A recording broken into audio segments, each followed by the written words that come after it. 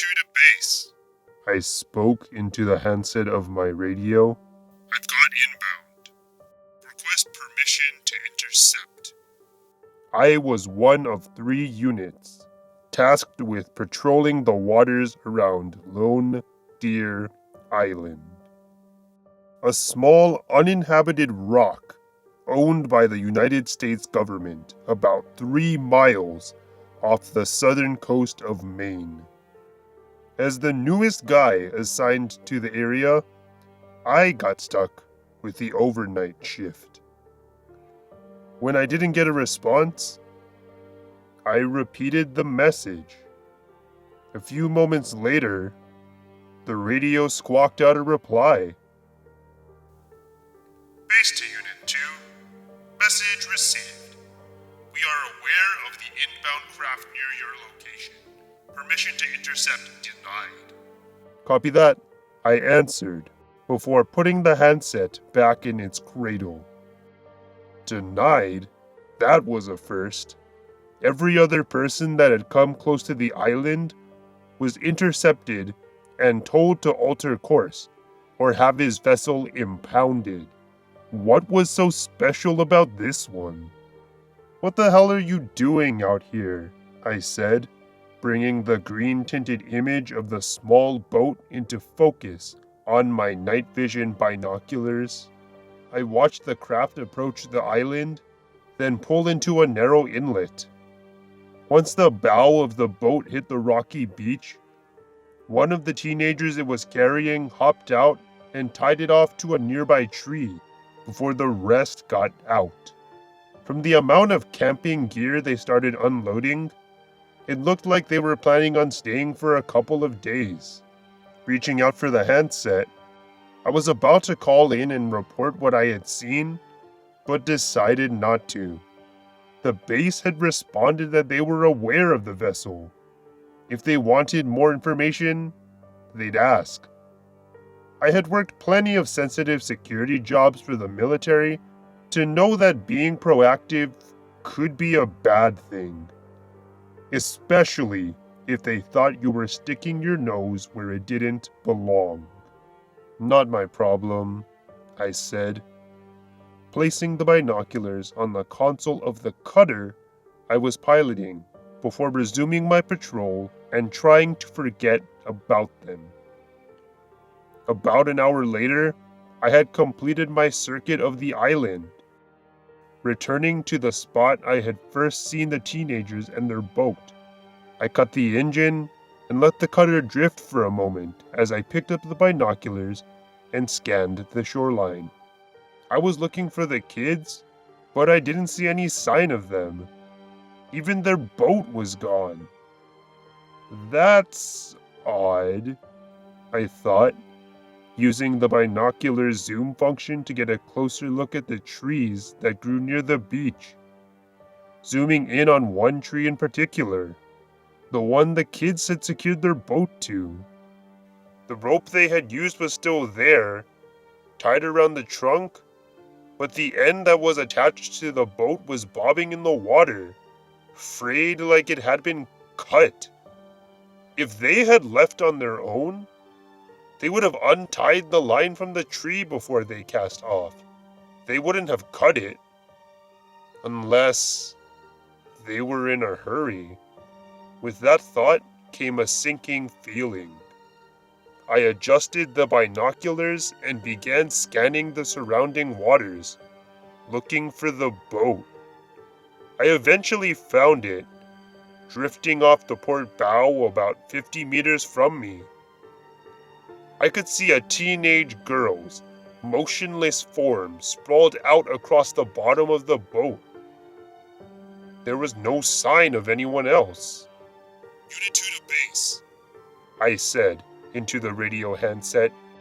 Inbound craft has left the island and is currently drifting south to southwest. Craft has 1 female occupant, condition unknown. Please advise. I wasn't about to intercept the boat without being given the order to do so, especially since I was told to let it reach the island. The monotone voice of the base's radio operator replied a moment later, base to Unit 2. Message received. Hold your position. Will advise. While I waited for them to get back to me, I kept my eye on the boat as it continued to drift away from the island. As I watched, the girl in the boat began to have a seizure of some sort. She started flailing her arms and legs and shaking her head from side to side while arching her back. That went on for about a minute before she was still again.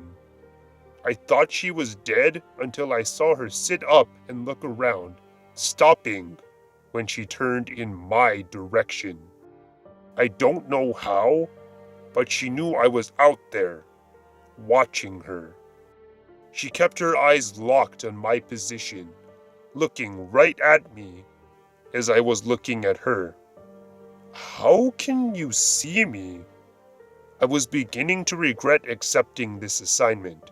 Shit, I said, watching the girl retrieve an oar from the bottom of the boat and start paddling in my direction. Unit 2 to base. Craft has changed course and is heading in my direction. Female occupant appears to be alive and well. Please advise. Under normal circumstances, I would have intercepted the craft without needing to call the base for permission. But these were not normal circumstances. I reached out and pushed the ignition switch, starting the boat. There was no point in trying to hide my position any longer. The girl could obviously see me since she was heading right toward me. Stand by for instructions. I sighed in relief, thankful to finally be given orders on how to proceed.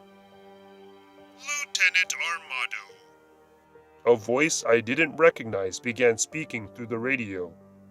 I was surprised to hear him use my name and rank, something we were told not to do while on patrol. My name is Dr. Eastlake. I need you to listen to me very carefully and do exactly as I say. Do you understand? I didn't like the way this was going, but I was a soldier and wasn't going to question the doctor. If the base had given him the authority to tell me what to do, I was going to do it. Copy that, I replied. The occupant of that vessel is extremely dangerous. I could hear the urgency in the doctor's voice. Under no circumstance are you to let her board your vessel. I looked down at my sidearm. In all the years I've worked security for the military, I've never had to draw it on a civilian. They're lying to you, I heard a voice yell out in the darkness. I'm not dangerous. I just want to go home. It was the girl. She had managed to get a lot closer than I thought she was. I flipped the switch on the spotlight, mounted to the bow of the boat, using it to illuminate the girl's location. When the light fell upon her, she stopped rowing so she could raise her arm to shield her eyes. Stay where you are, I commanded, pointing at her with one hand while resting the palm of my other hand on my sidearm. Lieutenant, do you copy? The doctor asked. I picked up the handset. I copy, I replied, keeping my hand on the gun and my eyes on the girl. Tell me what you need me to do. Shoot her, the doctor said without hesitation, sounding like he was asking me to swat a fly. In the head. Shoot her, I asked, wanting to make sure I had heard him correctly.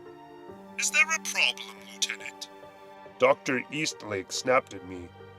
You have your orders. No, sir, I replied, unsnapping the strap on my holster so I could remove my pistol.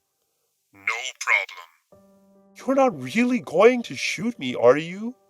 The girl asked, lowering her arm so I could see her face as I pointed the gun at her. She couldn't have been much older than 16. Why do they want you dead? I asked. What did you see on that island? Why don't you go look for yourself? She suggested. I can come with you if you'd like. As she spoke, she slowly placed the oar back in the water. Don't, I warned her, jabbing the gun in her direction to emphasize my point. You're not going to shoot a defenseless little girl, she taunted, gently rowing the boat towards me. You don't have it in you. Stop, I yelled, tightening my grip on the pistol. She kept rowing until her boat bumped against the side of mine. Help me up, she said, setting the oar down and reaching her hand out to me. I'm sorry, I said, squeezing the trigger. The gun roared to life. The girl's head snapped back as the bullet punched a hole through her forehead and out the back of her skull, the momentum of the shot knocking her backward into the bottom of the boat. I kept the gun pointed at her for several seconds as the reality of the situation hit me. I just shot a kid. I didn't realize I was holding my breath until I started getting lightheaded. I let it out, drew in a new lungful of air, and then screamed, "Fuck!" into the night sky. She should have stopped when I told her to. I reholstered the pistol and wiped my eyes with the backs of my hands before picking up the radio handset. I didn't want to shoot her. It's done, I said into the handset before letting it drop from my hands. I know how hard that must have been for you, Lieutenant, the doctor said, trying to sound compassionate. But I'm afraid we're not done yet. Fuck you, was what I wanted to say to him after I picked the handset up off the floor. But what I actually said was, "Copy that. Standing by. You're going to have to return the body to the island," Dr. Eastlake said. Can you handle that, Lieutenant? Hearing him question my resolve after following through on his order to shoot an unarmed civilian was insulting. Anywhere in particular? I asked, trying to keep any hint of emotion from my voice, even though I was seething on the inside. It doesn't matter, the doctor replied. Just make sure to leave her above the tide line and don't venture further than the beach. What about the boat? Scuttle it. His answer didn't surprise me. Copy that. I hung up the handset and then went about securing the little fishing boat so I could tow the girl's body back to the island. After beaching the cutter on the same stretch of rocks the kids had used to gain access to the island, I jumped out and grabbed the tow line, pulling the boat onto shore next to mine. Then, I dragged the girl's body up the beach, depositing it above the tide line as instructed. I did all of this in the spotlight of my cutter, which I was using to illuminate the area. You should have stayed home, I said, looking down at her lifeless body. Before I could turn away, her head lolled to the side, forcing me to look at the hole I had put in her forehead. Welcome to my little island paradise, Lieutenant Amato. Who said that? I yelled, stumbling back a few steps toward the water, pulling my pistol free from its holster and waving it around as I tried to find the person who had spoken. That won't help you here. How were you doing that? I demanded, after realizing the voice I was hearing was being broadcast inside my head. If you want answers, the dead girl said, rising to her feet, follow me. She took a few steps towards the interior of the island, then turned back, looking to see if I was following her. Fuck that, I said, turning and walking down the beach to the cutter, but I stopped when I saw the armed man, dressed in Special Forces gear, pointing a gun at me from the deck of the boat. I considered raising my own gun, but knew the soldier would drop me before I had a chance to return fire. "Drop it," he commanded. I obliged him, tossing the gun at my feet.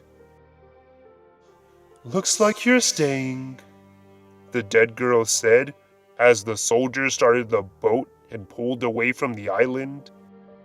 "What's going on?" I asked, watching the cutter disappear into the darkness, taking the girl's boat with it. "I'm afraid you happen to be at the wrong place at the wrong time, Lieutenant," the voice inside my head replied. "We had a deal, your superiors and I. They promised me 5 souls for the solstice if I promised to go back to sleep until next season. Unfortunately for you, they only sent 4. This was insane, but I couldn't deny the reality of the situation. In an act of desperation, I ran into the water, intending to swim to safety, but I didn't get very far. Something grabbed my legs and pulled me back to shore, dragging me face down across the rocky beach before releasing me. When I was able to get my hands beneath me and turn over onto my back, I saw a pair of inky, black tentacles withdrawing towards the interior of the island. "Welcome back," the dead girl chuckled. It wasn't clear I wasn't going to be able to leave, at least not without permission. That's when an idea began to form in my mind. The thing living on the island seemed to be open to making deals. Perhaps I could make one on my own. "What if I could bring you more people?" I asked. "A steady supply, way more than the government promised you." There was a moment of silence as the creature considered my proposal. "How do I know you'll uphold your end of the bargain?" I looked over at the dead girl. "She can come with me," I suggested. "That way, you can keep tabs on me, at least until I've proven my worth." I didn't like that idea, but I wasn't sure how else I was going to be able to convince the thing to trust me. "You have yourself a deal." I could tell the creature was smiling when it replied. 30 minutes later, my cutter drifted back to shore. The soldier who had taken it was nowhere to be seen, but it was easy to guess what had happened to him by the amount of blood he left behind. "Ready to leave?" I asked the dead girl, pulling a ball cap out of a storage bin and handing it to her, so she could cover the bullet hole in her forehead.